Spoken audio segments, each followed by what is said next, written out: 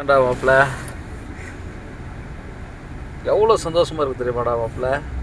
அது எப்படின்னா சிஎம் ஆயிட்டு ஆனால் அந்த பதவியில் உட்கார முடியாமல் அவர் கஷ்டப்பட்டு அந்த ஒரு ஒரு 3 நாள் 4 நாள் அவர் போராட்டம் பண்ணி ஒரு இதுவாக ஆகி ஏதோ நல்லபடியாக கடவுள் புண்ணியத்தில் வந்துட்டார். ஓகேங்களா? பதவியில் காலையில் டிவியை பார்க்குறேன், ஜோசப் என்னும் விஜய் நான் சொல்லும் போது அப்படியே ஒரு மாதிரி அதுக்கு அந்த ஃபீலுக்கு ஒரு அர்த்தம் என்னன்னே தெரில மாப்பிள்ள. வேற லெவல் ஃபீல். எல்லோரும் அதுக்கு தானே காத்துட்ருந்தோம். இதுக்கப்புறம் நல்லது நடக்கும்.